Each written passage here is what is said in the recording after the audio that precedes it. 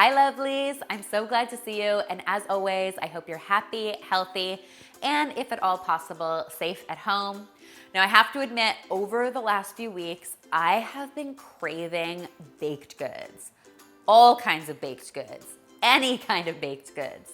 And today I thought it would be fun to share with you my recipe for strawberry scones, just in case you find yourself craving some baked goods too.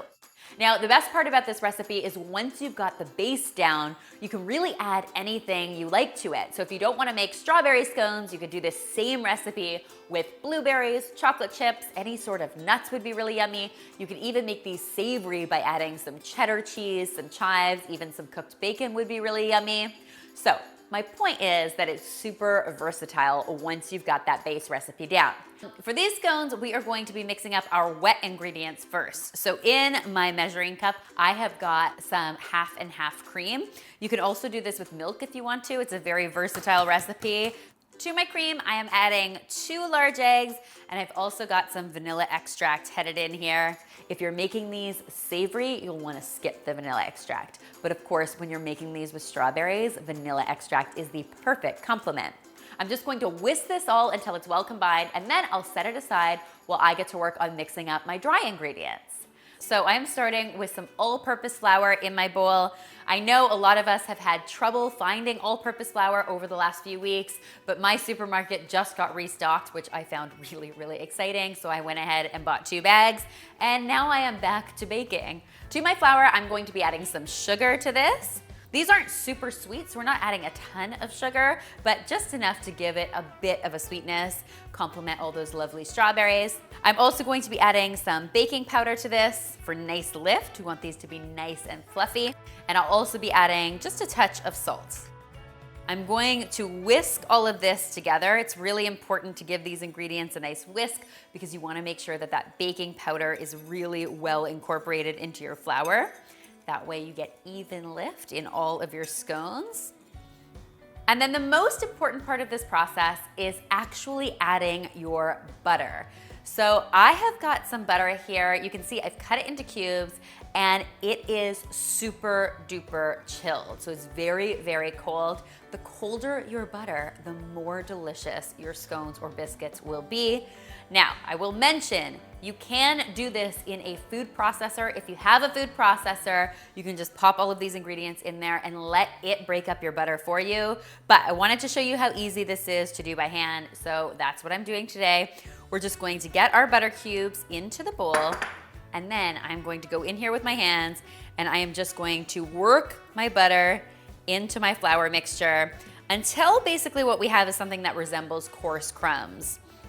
Now, doing this by hand, it's never going to be totally perfect. You may have larger chunks of butter and smaller chunks of butter, but it's just important that you get your butter sort of broken up as best as you can. Now, this can take a few minutes to do by hand, but honestly, I just think of it as a little chance to meditate in the kitchen.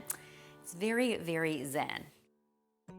Next, we're gonna go ahead and add our mix-ins. So like I said, in this case, I am making strawberry scones. So I've got about a cup of strawberries that have been really finely chopped, and I'm just going to get those mixed into my dry ingredients.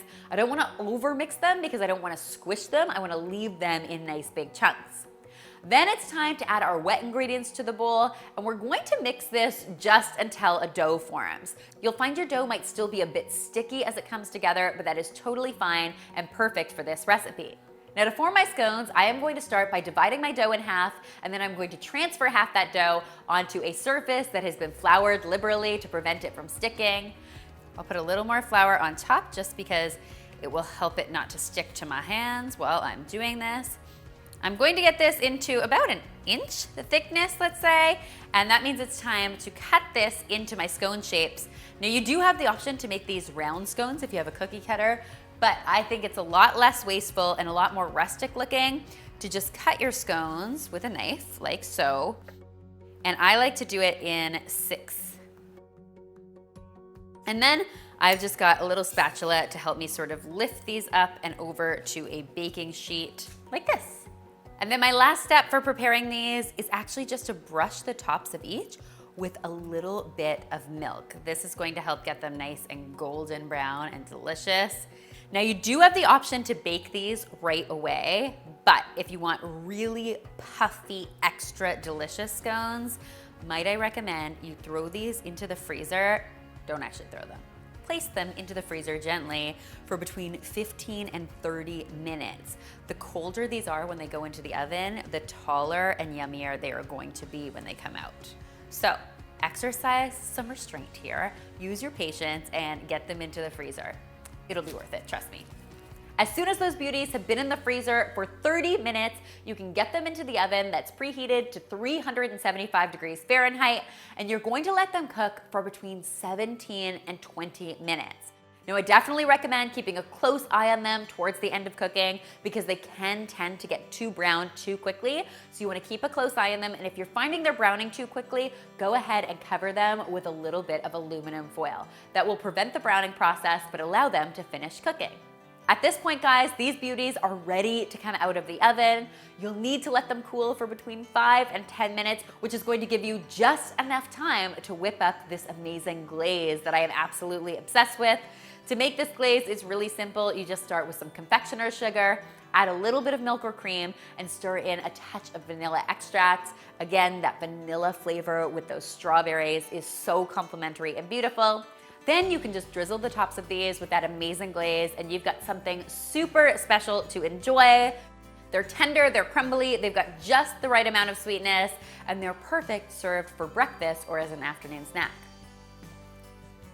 Guys, I really hope you will give these delicious scones a try, and if you do, be sure to tweet me, Instagram me, or Facebook me a photo, because you know how much I love seeing your kitchen creations. The full recipe with all the measurements and instructions is linked in the description box below, so you can find it there. And finally, if you haven't already, be sure to subscribe because there is lots more deliciousness where this came from.